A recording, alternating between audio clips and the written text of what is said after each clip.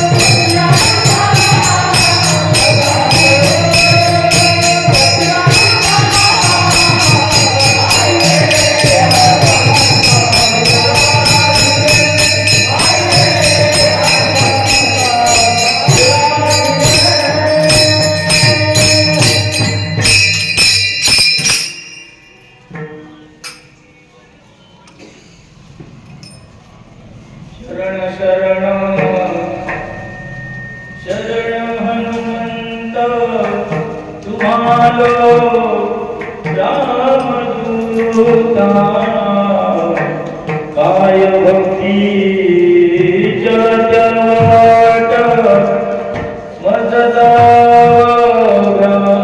सुभज हे शूरा आणि धीरा स्वामी काजी तू सादर तुका भरणे रुद्रा अंजनीची या कुमारा काय भक्ती चातवाट मजदा सुभजा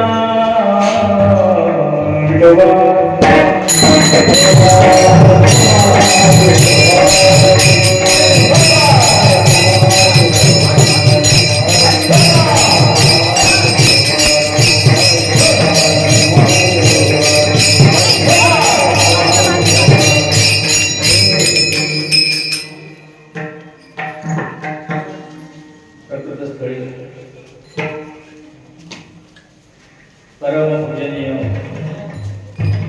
वेदशास्त्र संपन्न ब्रह्मनिष्ठ संत गुरुवरिष्ठ भगवान महाराज यांच्या श्री अभंग गाथेतील सिद्धांत रामायण तथा श्री अभंग गाथा पारायण सप्ताह गेल्या 7 दिवसापासून या ठिकाणी सुरू आहे. त्या अनुषंगाने ही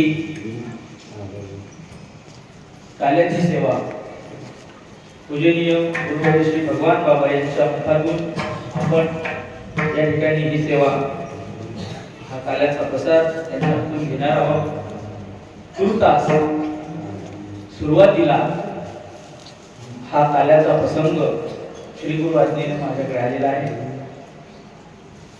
सेवेकरता जो अभंग घेतला हा काला या प्रसंगातील आहे.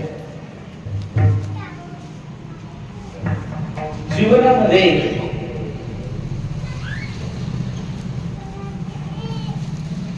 श्री गुरु कृपा प्रसाद प्राप्त करणं, जीव ब्रह्मैक्य किंबहुना गुरु शिष्यैक्य, श्री गुरुचं आणि आपलं ऐक्य होणं याचंच नाव काला आहे.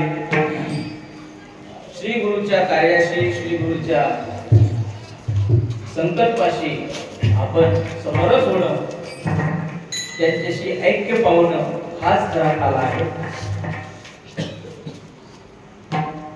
गुरु तोची शिष्य, शिष्य तोची गुरु, शुद्ध हा विचारू प्रगटला. संकल्प तो नव्हे तुझ्या, संकल्प तो नव्हे तुझ्या महाराजा विण. श्री गुरुच्या मनातील जे कार्य आहे त्या कार्याशी समरस होणं, वाहून घेणं, अर्थात गुरु कृपा प्रसाद संपादन करणं हेच जीवनाचं त्या ठिकाणी अंतिम प्राप्तव्य आहे. आणि याचंच नाव काल आहे ढोबार.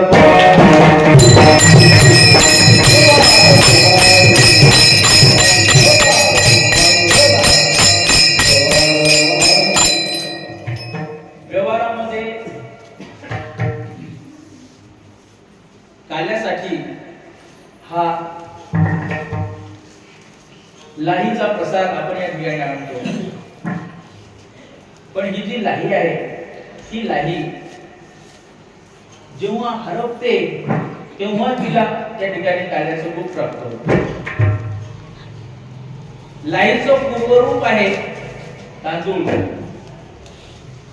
साळीतून तांदूळ तयार होतो. तो तांदूळ बघितला तर फार कठीण असतो, पण त्या तांदळाला जर अग्निसंस्कार दिला तर त्या योगी तो तांदूळ लाहीमध्ये रूपांतरित होतो. तांदळालाच अग्नीचा संपर्क झाला म्हणजे तो तांदूळच लाही बनतो. त्याप्रमाणे वैराग्य रूपी अग्नी आपल्या जीवनामध्ये आपण आणला. श्री गुरुच्या कृपा, श्री गुरुशी आपण अहंकाराचं समर्पण केलं. तांदळाने कठीणपणा टाकून दिला. तांदूळ असा दाबला तर वरच्या पोटात जाईल किंवा खालच्या पोटात जाईल, इतका कठीण असतो, टणक असतो. पण तोच तांदूळ मऊ होतो, पोकळ होतो आतून. म्हणजे त्याने कठीणपणा टाकून दिला म्हणजे त्या तांदळाला मऊपणा येतो, पोकळ झाला. अर्थात आतल्या ज्या गाठी आहेत त्या गाठी टाकून त्याने तांदळाने कठीणपणा टाकून दिला आणि दया दुधासोबत समरस झाला. हरपली लाही दया दुधाची आघाई, वरी साखरेचे आले गोड गोड सर्व झाले. लाहीने हरप दया दुधामध्ये समरस झाल्याशिवाय तिला गोडवा येत नाही, त्याला काल्याचा रूप प्राप्त होत नाही. त्याप्रमाणे आपण आपलं व्यक्तित्व गुरुच्या चरणी समर्पित केल्याशिवाय, आपला अहंकार गुरुचरणी समर्पित केल्या विना आपल्या जीवनामध्ये कृतार्थता नाम काला प्राप्त होत नाही. जीव आणि शिव यांचं ऐक्य घडवून देण्याचं कार्य गुरु करतात. तत्वमसी महावाक्याच्या योगाने जीवाने अविद्या अंशाचा निराश करून आत्मस्वरूपाशी परब्रह्म स्वरूपाशी आपलं सानिध्य तन्निष्ठत्व संपादन केलं. सोहम या बोधावर तो आरूढ झाला आणि त्या बोधावर आरूढ होणं याचं नाव जीव ब्रह्मैक्य. आणि ज्या गुरुने आपल्याला त्या ठिकाणी हे ज्ञान दिलं त्या श्री गुरुशी समरस होणं याचं नाव गुरु शिष्यैक्य. आणि असं हे गुरु शिष्यैक्य ज्याला मिळालं तो या जगामध्ये धन्य आहे. ढोबार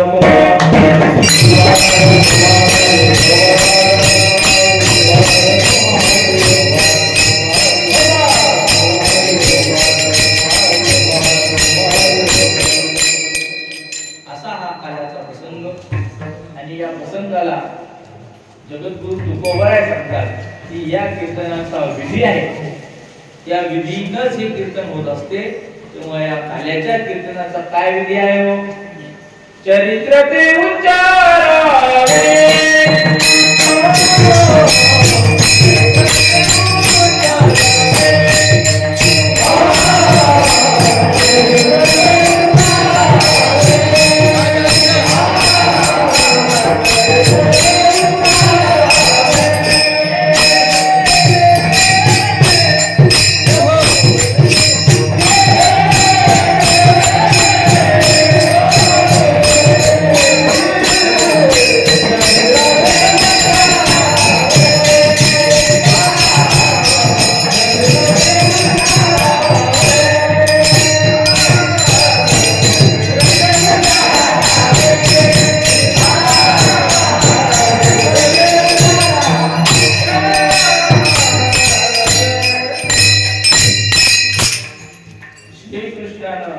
गोकुळामध्ये त्या काही लीला केल्या, त्या लीलांचं स्मरणोच्चारण करणं हे आजच्या दिवसाचं महत्व आहे.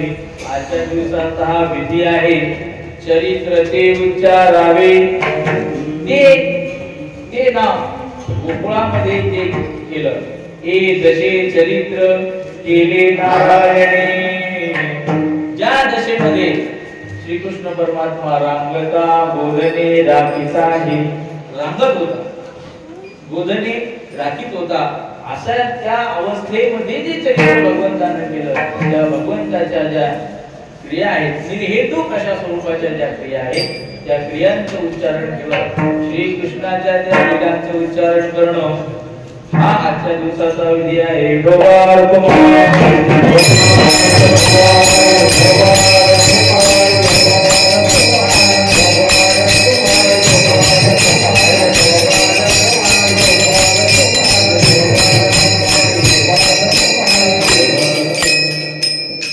भगवंताने गोकुळामध्ये अनेक प्रकारच्या लीला केल्या. त्या लीलांचं एक एक जरी उच्चारण करायचं झालं तर 7 दिवसाचा भगवंत त्यामध्ये संपून जातो. मुख्यतः भगवंतांनी आपल्या रूप माधुरीच्या योगानं, गुण माधुरीच्या योगानं भगवंताने सगळ्यांना वेध लावला आणि सगळ्यांना वेध लावून सर्व गोप गोपिका गाई वत्स या सगळ्यांना भगवंताचा छंद कशा स्वरूपात कसा लागला ते आपण पाहणार आहोत. भगवंताचं जे रूप आहे हे रूप गोकुळामध्ये प्रकट झालं. प्रकट झाल्यानंतर सर्व गवळणींना अतीव आनंद झाला आणि त्या आनंदाच्या भरामध्ये सर्व गवळणी या श्रीकृष्णाच्या त्या रूपाचं अवलोकन करण्याकरता आपापल्या ताटामध्ये सुंठवडा घेऊन पंचारती घेऊन त्या ठिकाणी एकमेकींना म्हणायला लागल्या की अगं ऐकलं का, नंदाच्या घरी भगवान गोपाळ कृष्ण त्या ठिकाणी अवतीर्ण झाले आणि आपण सुद्धा त्याला पाहण्याकरता जाऊया. चला बाई नंदा घरी, चला चला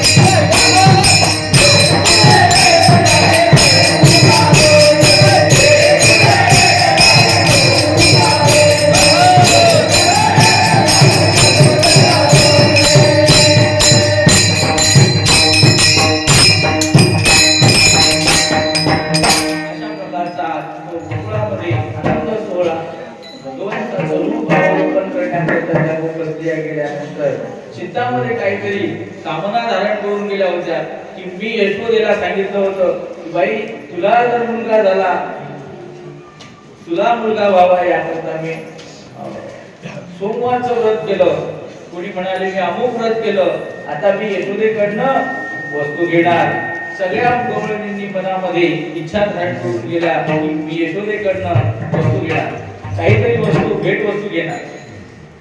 की आपल्या व्रताच्या योगाने हिला या वयामध्ये मुलगा झाला, इच्छा धारण करून गेल्या आणि ज्या वेळेला भगवंताला पाहिलं, भगवंताला पाहिल्यानंतर सगळ्यांचं देहभान त्या ठिकाणी हरपून गेलं आणि त्या गेली देहभाव हरपले मन ब्रह्मानंद पूर्ण भयला,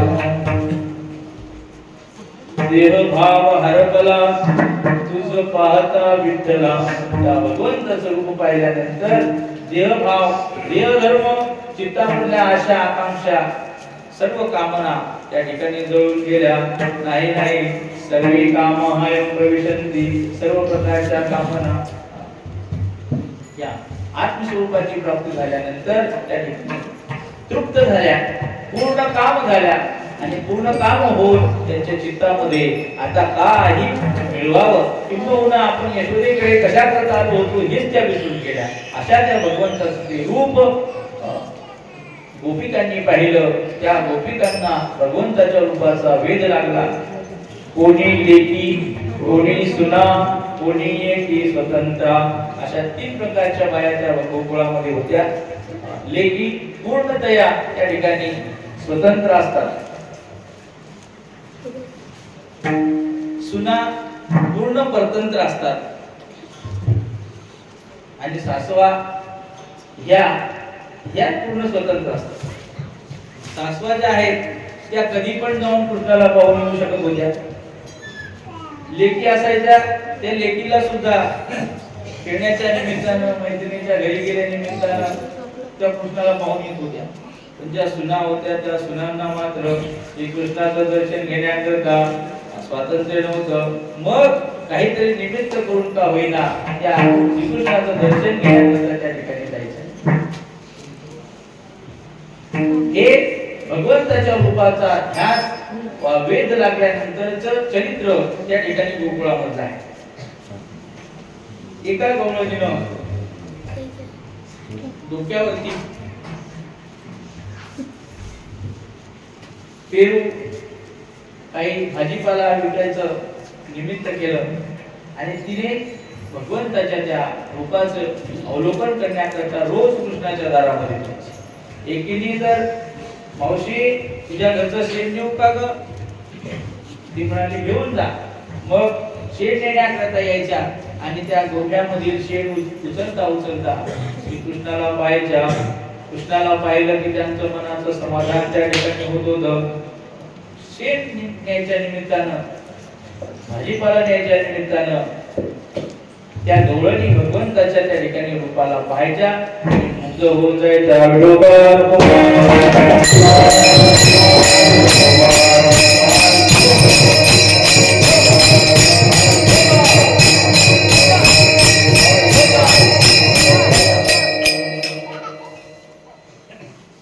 टोपल्यामध्ये शेण भरत असताना एवढं टोपलं भरून गेलं की ते आता उचलता उचले ना. आता उचलायचं कोणी म्हणून कृष्णालाच आवाज दिला. 5 वर्षाचा होता कृष्ण तेव्हा. तो 5 वर्षाचा कृष्ण तिने आवाज दिला म्हणे कृष्णा अरे मला हात लावू लाग बरं. कृष्ण म्हणला ठीक आहे पण फुकट काम करत त्याच्या मोबाईलला काहीतरी लागेल. ठीक आहे म्हणे मोबदला देतो. काय मोबदला? हिशेब ठरला. हिशेब असा ठरला की 1 टोपलं उचलून दिला की 1 लोण्याचा गोळा द्यायचा. मग नेलं टोपलं, घाई शेत नेऊन टाकलं. पुन्हा लगबगीने आली, पुन्हा शेत भरलं. कृष्णाकडे पाहते शेत भरते, कृष्णाकडे पाहते शेत भरते. पुन्हा टोपलं भरलं. अरे कृष्णा दे ना उचलून. असं करता करता 1 2 3 4 म्हणजे आता हिशेब वाढत चालला. लक्षात नाही ना किती टोपले झाले. मग म्हणजे आता असं करू 1 टोपलं झालं की 1 शेणाचा टिकला इथे लावायचा, दुसरा इथे लावायचा, तिसरा इथे लावायचा. असं त्या श्रीकृष्णाच्या चेहऱ्यावर जितके टोपले झाले शेणाचे तेवढे शेणाचे टिके त्या ठिकाणी लावले. आणि अचानक कोणीतरी आलं. यशोदा माता म्हणली अरे कृष्णा चल चल हे पाहुणे आले म्हणे तुला बघायला. म्हणजे कृष्ण असा होता की सगळ्यांना त्या ठिकाणी त्याला भेटावं असं वाटायचं. मग कृष्णाला बोलावल्यानंतर आई नको आलं म्हणे हा काय अवतार केला. चल म्हणे त्याला धरलं आणि हौदावरती नेलं, नळ सुरू केला, सगळा तोड धुवून टाकलं. कृष्ण म्हणला काय आई अगं मैया सगळा हिशेब मोडून टाकला म्हणे. आणि कसला हिशेब? अरे म्हणे एक शेणाचा जो टिका होता त्याचा एक लोण्याचा गोळा मला मिळणार होता, सगळा हिशेब मोडून टाकला. तुम्ही आपल्या घरी काही कमी आहे का? आपल्या घरी कमी नाही, पण गवळणीच्या हातचं त्यांच्या घरचं मला फार गोड लागते. त्याचा अर्थ हा आहे की चित्तामध्ये गवळणीच्या चित्तामध्ये प्रेम होत आणि ते प्रेम शुद्ध प्रेम, निर्विकार प्रेम, निर्मळ प्रेम, निष्कपट प्रेम, निर्व्याज प्रेम, या प्रेमाचा कृष्ण भोगीला आहे. बहु प्रेम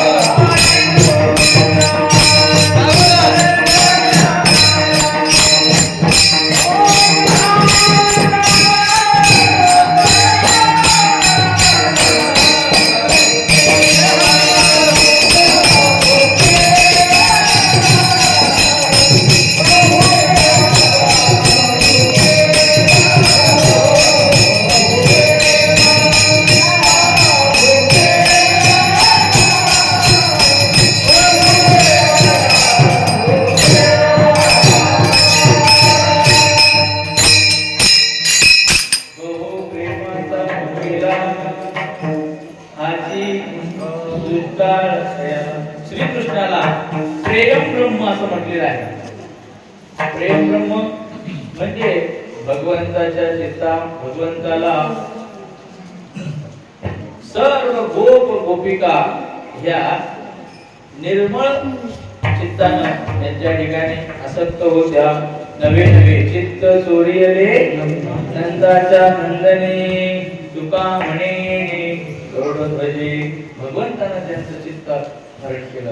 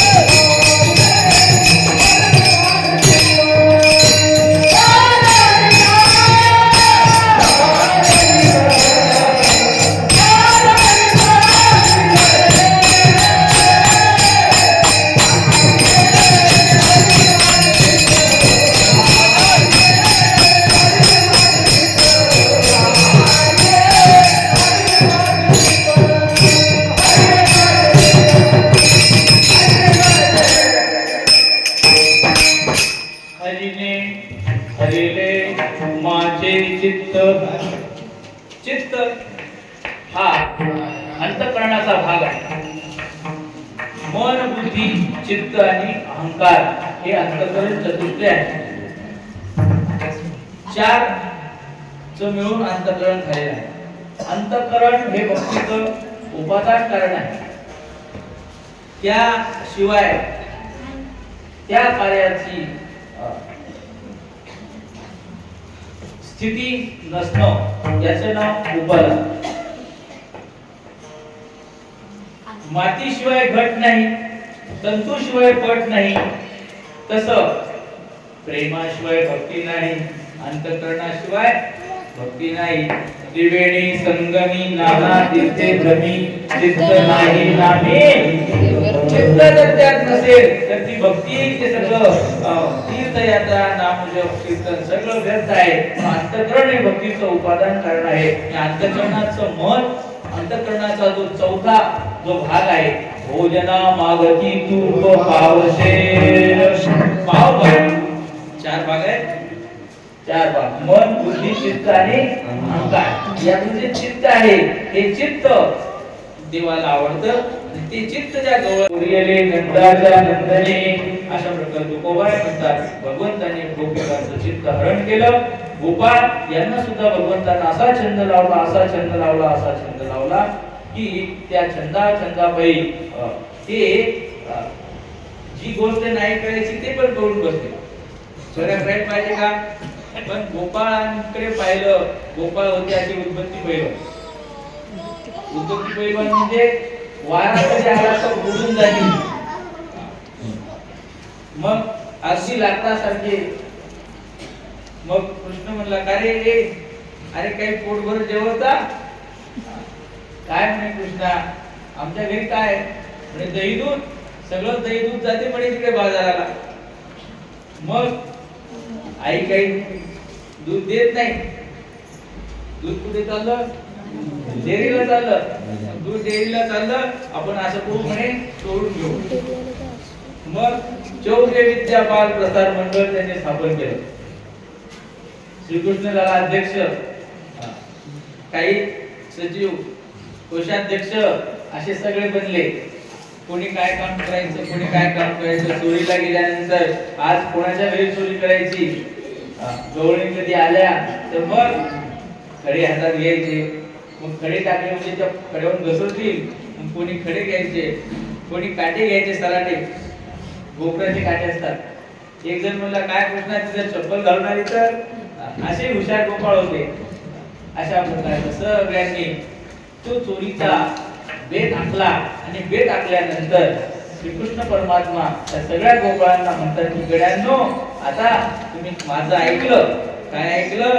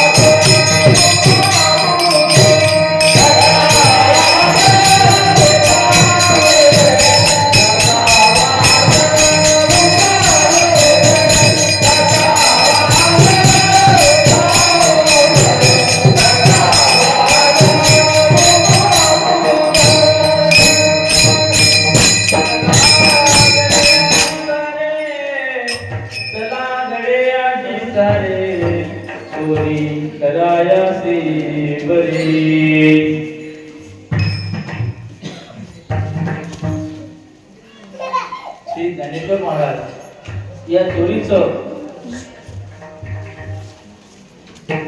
विधी सांगतात. चोरी मी केली कोणतेही काम मी केलं म्हटलं की त्याचा दोष लागतो.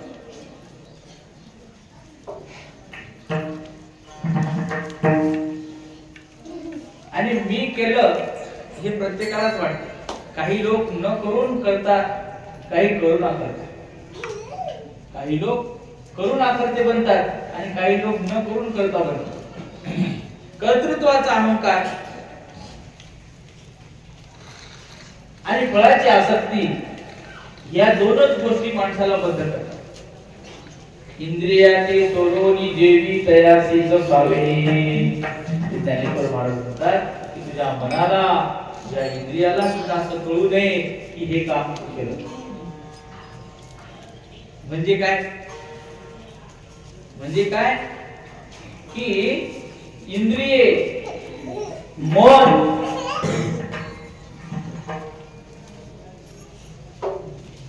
हे निवृत्त झाल्यानंतर इंद्रिय वृत्ती जागृत असेल, मन जागृत असेल, तर त्यानं पाप होते. मन हरिचरणाच्या ठिकाणी गुरुवचनाला बांधून ठेवलं तर माणसाकडनं पाप कर. म्हणून काय सांगितलं, चोरी करायची पण कशी करायची, मनाला त्याचा पत्ता लागू द्यायचा नाही, इंद्रियाला पत्ता लागू द्यायचा नाही, म्हणजे करायचीच नाही. त्याचा अर्थ आहे काय, क्रिया करायचीच नाही, आणि केली तर सहज क्रिया मिटायची. मन त्यात ठेवून केलं की ती क्रिया घडते, आणि सहज केलं त्याचं पाप लागत नाही. अवाक उदाहरण सांगत असतात की एवढ्या साऱ्या लोकांमध्ये आरती घ्या असं आपण आरती घेऊन चाललो, आणि आरती घेऊन चालल्यानंतर अचानक एखाद्याला धक्का लागतो पायाचा, मग याची लात त्याला लागते. मग लात लागल्यानंतर कदाचित आपल्याला कळालं लागली, आपण दर्शन घेतो. आपण ज्याला लागली तोही घेतो, आणि ज्याची लागली तो सुद्धा घेतो. ऐका, याचा अर्थ आहे की लात मारायची होती का, लात मारायची नव्हती, लात लागली, अशी ती क्रिया आहे की ज्यामध्ये मन नाही. सहज कर्मे ती झाली ब्रह्मांड, सहज कर्मे ती झाली ब्रह्मांड.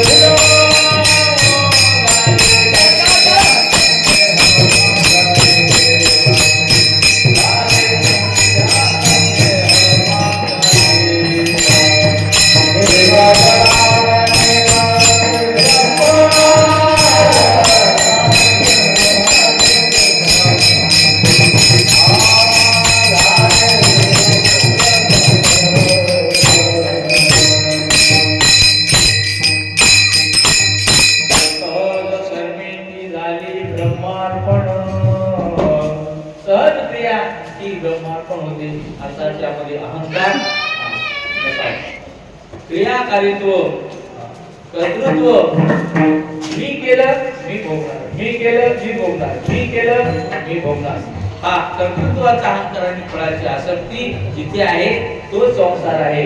आणि कर्तृत्वाचा अहंकार वैद्या क्रिया आहे, त्याचं नाव परमार्थ आहे. आणि अशा निर्रस निर्हेतुक निर्मळ क्रिया देवाला आवडतात. देवाला या निर्मळ क्रिया आवडतात की ज्यामध्ये इंद्रिय वृत्ती ही झोपलेली आहे. नका वाजवू पाऊल, काय सांगितलं, विधी सांगितला की तुम्ही तुमच्या पावलाचा कधी आवाज केला, पावलाचा आवाज झाला तर काय होते, जाग येईल ना, गवळणीला जाग येईल. जाग आल्यानंतर ती गवळण उठेल आणि तुम्हाला पकडेल. म्हणून दबक्या पावलाने काय असे मांजर असतात, मांजरीचे पावलं खालून मऊ असतात, मऊ असतात. मांजर उडी मारली तरी आपल्याला आवाज येत नाही. दबक्या पावलांनी अर्थात नका वाजवू पाऊल, पुढे वाचे निदा पडू बोल. बोल म्हणजे तोंडातून शब्द काढू नका, श्वासाचा सुद्धा आवाज येऊ नका. याचा अर्थ काय आहे, सगळ्या इंद्रिय वृत्त्या निग्रहित करा. सगळ्या इंद्रिय वृत्त्या निग्रहित करून आत्मस्वरूपाच्या ठिकाणी त्या ठिकाणी परमार्थाला समर्पण करा. देवाला समर्पण आवडतं. देवाला काय आवडतं, समर्पण आवडतं. आपण अंग राखतो, अंग राखून सेवा देवाला आवडत नाही. अंग राखून केलेलं भजन देवाला आवडत नाही. देवाला समर्पण करोनी अर्पण तुला समर्पण, काय सर्वस्वाचं समर्पण केल्याशिवाय.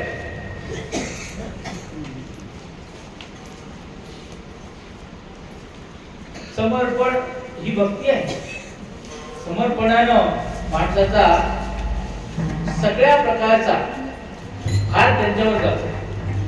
देह समर्पिजे देवा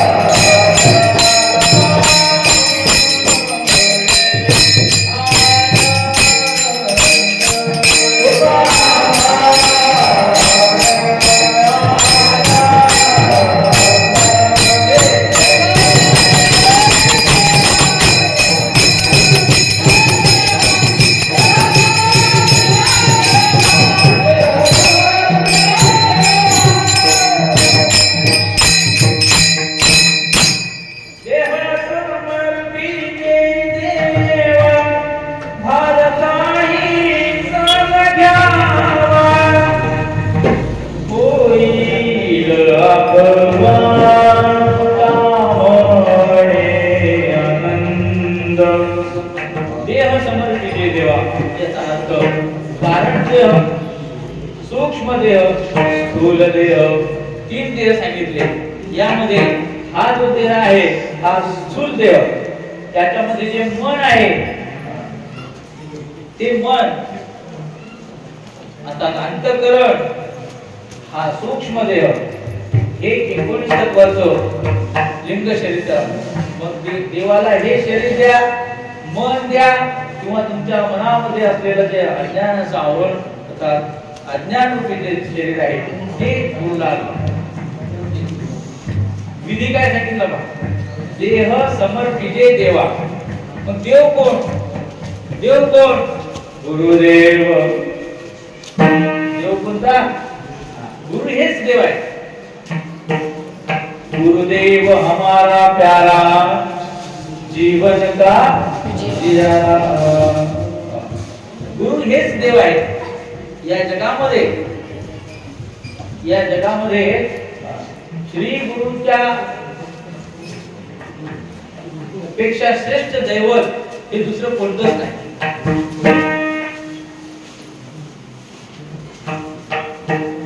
गुरु शिष्याला त्या ठिकाणी अज्ञानाच्या बंधनातून मुक्त करतात.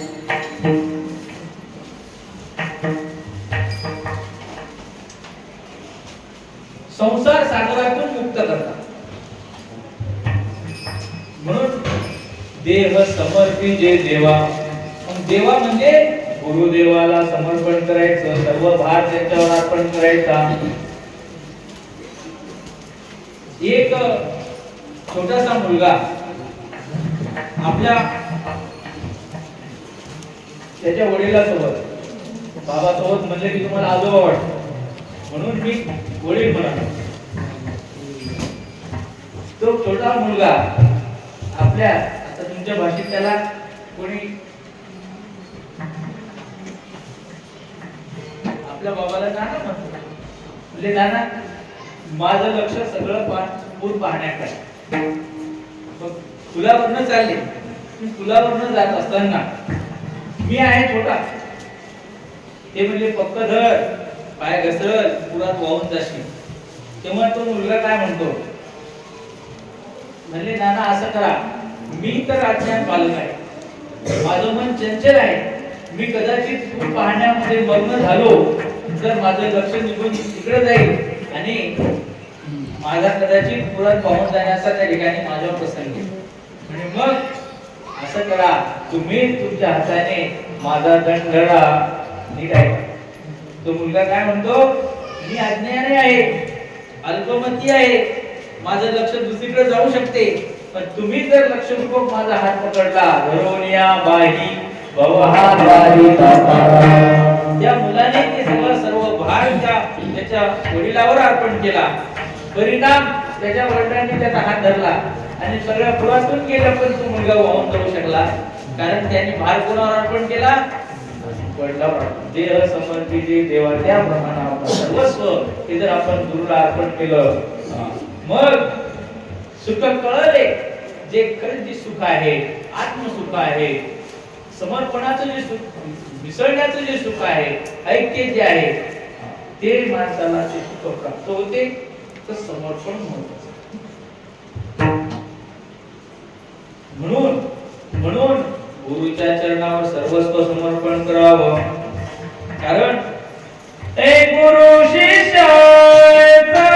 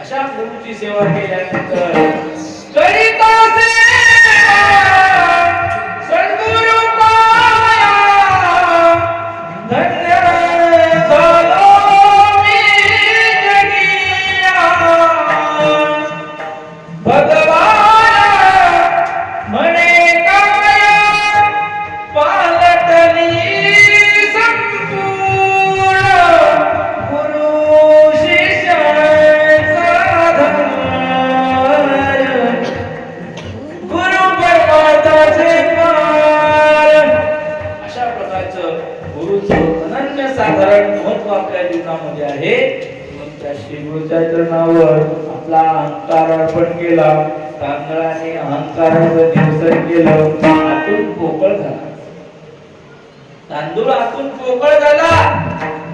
मग आपला प्रतिलाही दाबला बरोबर. तांदूळ असा दाबला. पहिले तो आपल्याला टोचत होता, आता टोचत नाही, मऊ झाला. काय झाला? मऊ झाला. आतून पोकळ झाला. तसं आतून पोकळ झालं. पोकळ म्हणजे काय बा महाराजांचं काम आहे असं कधीच म्हणायचं. त्यांना जसं योग्य वाटेल तसं, ना जसं योग्य वाटेल तसं त्यांच्या निर्णयावर, त्यांच्या कधीही संशय किंवा विपरीत भावना मनामध्ये धारण करायची नाही. आपल्या मनात काही ठेवायचं नाही. आतून पोकळ झाला. नीट ऐका. आतून पोकळ झाला. झालं का? नाही. मग या लाईला आणखी गोड व्हायचं आहे. या लाईला आणखी मऊ व्हायचं आहे. मग या लाईमध्ये या गावात काही नाही का? काही नाही तिथे दही नाही आणलं म्हणून म्हटलं. याच्यामध्ये काय टाकावं लागते? दही टाकावं लागतं. दूध टाकावं लागतं. मग या लाईमध्ये दही दूध टाकलं म्हणजे काय होते? त्याला मऊ पण आहे.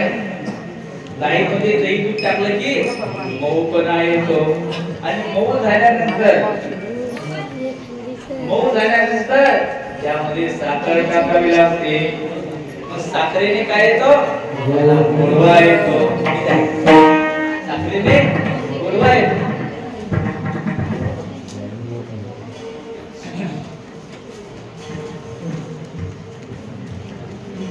अंतःकरणामध्ये प्रेम असेल, ऐकाने अंतःकरणात प्रेम असेल तर ते काहीही दिलं तर गोड लागते. ते प्रेम रूपी साखर.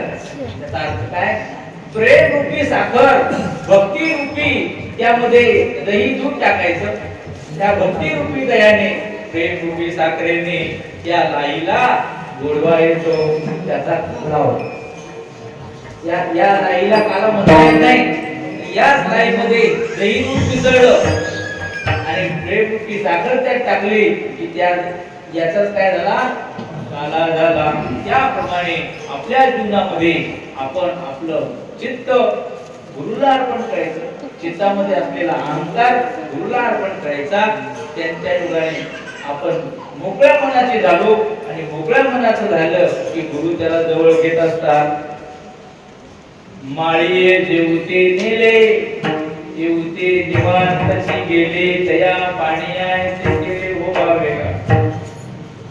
निरंतर बुद्धी असल्याशिवाय गुरु जवळ करत नाही. आग्रह धरायचा नाही. आग्रह धरला नीट ऐका, गरज आपल्याला आहे. गुरुच्या कृपेची गरज आपल्याला आहे.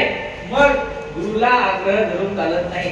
निरग्रह बुद्धीनं, निरहंकारित्वानं त्याच्या चरणावर साष्टांग दंडवत घातला, समर्पण केलं. परिणाम काय झाला? परिणाम श्री गुरूंनी त्याला जवळ घेतलं. जवळ घेण्याच्या अगोदर किती त्रास होतो. बाबा सांगतात, गावीचे होते रेटवळ, गावातलं वाहणारं पाणी हे नदीला धामणीला जायचं. पण धामणा नदीत जायचं गेल्यानंतर एकदम ती नदी त्याला आत घेत नाही. एकदम मग त्या पाण्याला त्या नदीत मिसळण्याकरता काही झगडावं लागतं. पहिल्या पाण्याशी टक्कर द्यावं लागतं.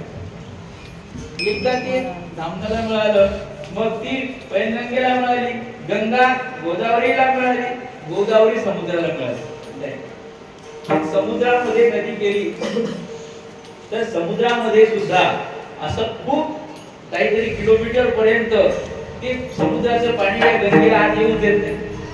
समुद्राचं पाणी गंगेला मिसळून देत नाही. आणि एकदा त्या गंगेच्या पाण्याने आग्रह धरला. आता गावातलं जे लेंडवळ होतं, गावातलं लेंडवळ गंगेत जाऊन मिसळलं. ऐका नीट, गंगेतून समुद्राला मिसळलं. त्याच्याकरता त्याला किती कष्ट घ्यावे लागले. तसा आपण सुद्धा श्री गुरुच्या कार्यामध्ये त्या ओढ्याप्रमाणे, ओढा जसा गंगेमध्ये मिसळण्याकरता कष्ट घेतो, त्याप्रमाणे श्री गुरु. आणि एकदा समुद्राने तिचा अंगीकार केला. तुका म्हणे गंगा सागर संगमी, तुका म्हणे गंगा सागर संगमी, अवघ्या जगात एक माया, तुका म्हणे गंगा अंगीकार जाता, अंगीकार जाता.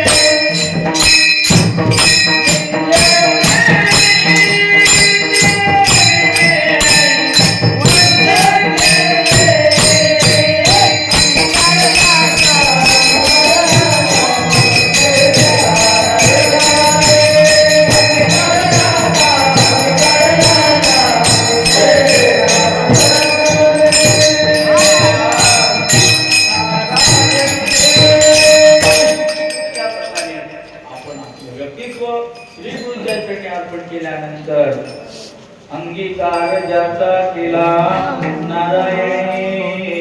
अंगीकार करण्याकरता काय करावं लागते? कष्ट करावं. कष्ट म्हणजे साधना करावं लागतं. आपला अहंकार सोडून द्यावा लागतो. अहंकार, तक्रार अजिबात नाही.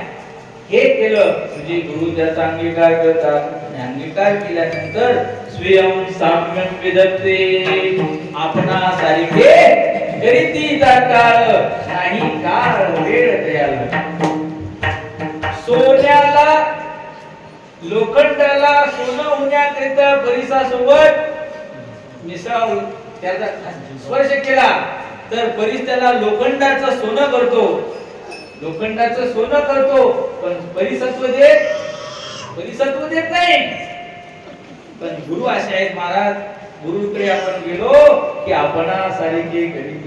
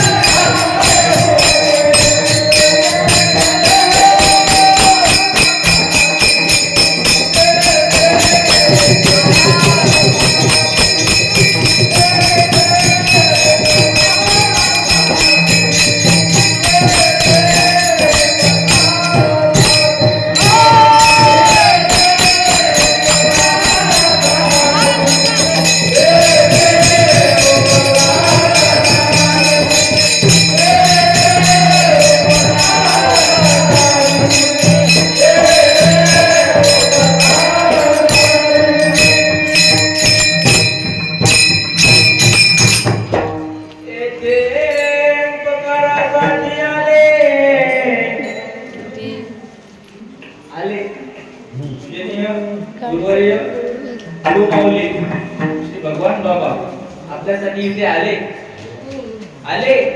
आता आपल्याला ही संधी गमवायची नाही. आपण आपल्या मनातलं असलं सगळं काढून टाकायचं आणि त्यांच्या चरणावर डोकं ठेवायचं आणि डोकं ठेवून नका करू तरी मग पायावे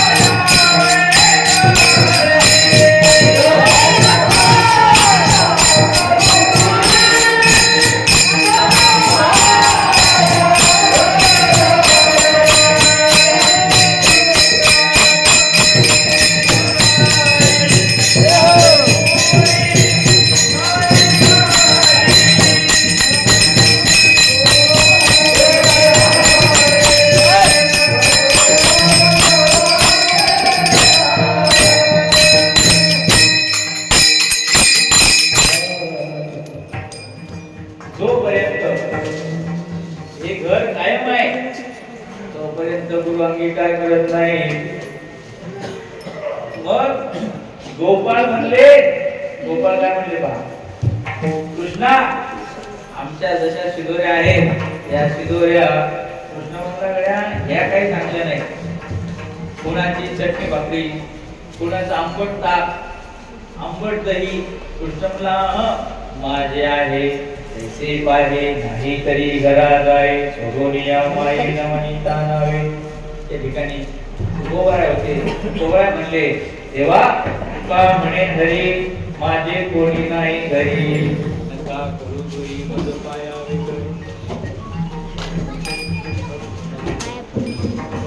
देवा आज घरी कोणीच नाही.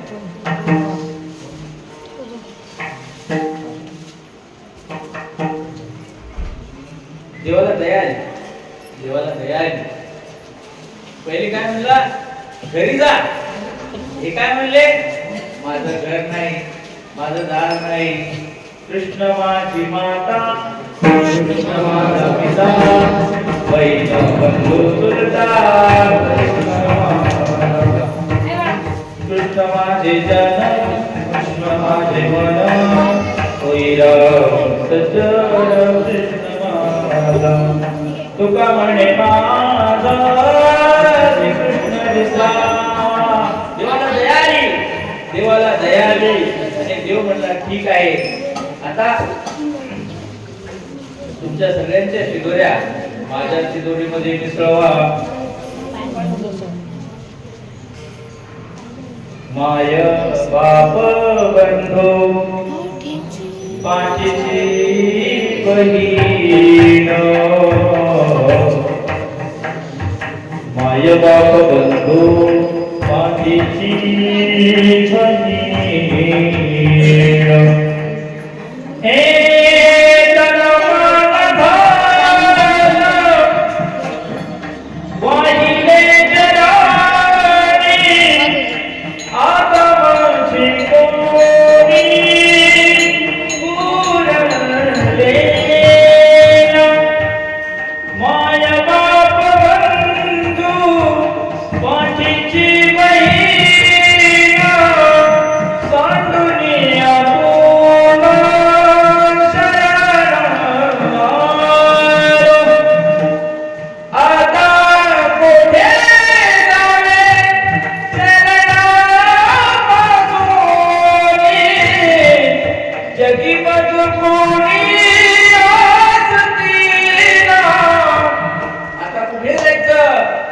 घरही नाही, दारही नाही, मग सगळे तुम्हीच आहात असं जेव्हा गुरुला म्हटलं, तेव्हा गुरुराज त्याचा अंगीकार करतात आणि अंगीकार करून आपल्या स्वरूपामध्ये मिसळून घेतात. आपल्या स्वरूपाचा त्याला त्या ठिकाणी समर्पण, अशा प्रकारचं सर्वस्वाचं समर्पण गुरुला केलं म्हणजे मग गुरु त्या ठिकाणी त्याच्यावरती कृपा करतात. कृपा करून त्याला खाल्याचा प्रसाद देतात.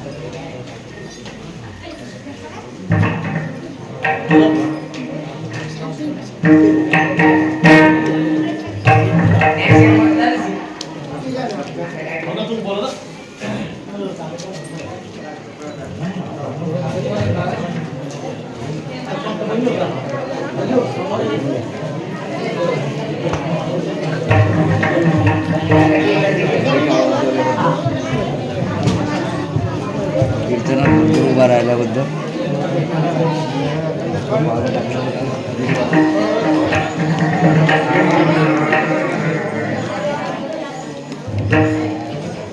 ऐका,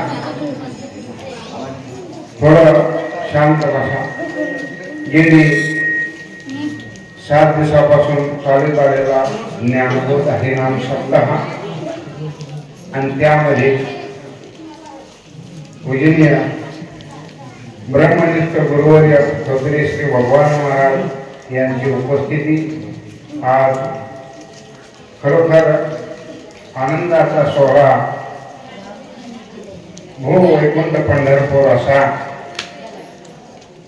आणि खरोखर आमच्या या लहानशा गावामध्ये येऊन खरोखर अनंत उपकार पूजनीय महाराजांनी आमच्यावर केलेले आहे. त्याबद्दल आमचं गाव आभारी आहे. खरोखर गावाने सुद्धा चांगली साथ दिली. आता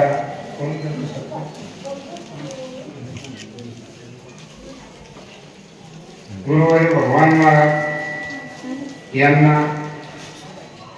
यांचा वस्त्र देऊन शनी निलेश भास्करराव सरदे हे सत्कार करत आहेत. त्यांनी ताबडतोब सत्कार करा.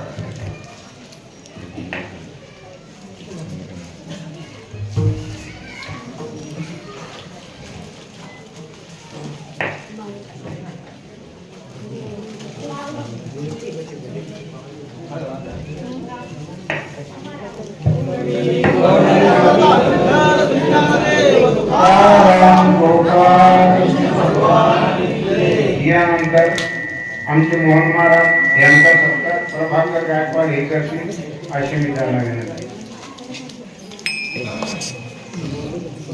पुढचं का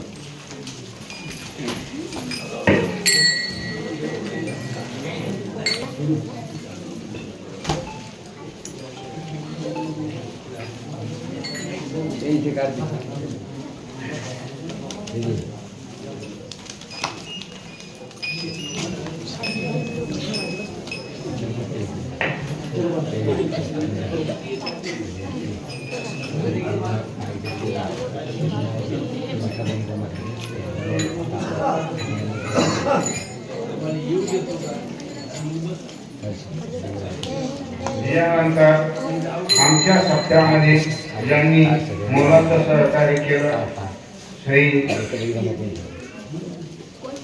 कीर्तन असो, श्री रामायण असो, असं ज्यांनी अगदी व्यवस्थित सांगितलं, अगदी सहकार्य करून ते असं नसन ते परिस्थितीमध्ये सामावून घेतलं असे वैभव महाराज यांचा सत्कार या ठिकाणी माऊली ज्ञानेश्वर माऊली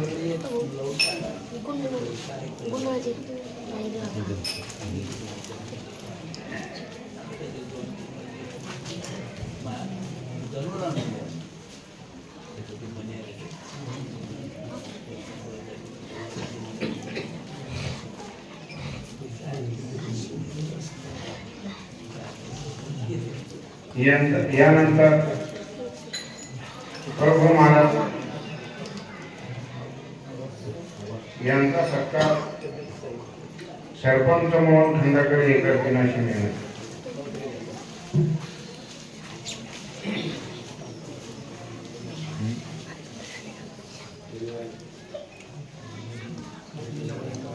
मोहन खंडाकडे सरपंच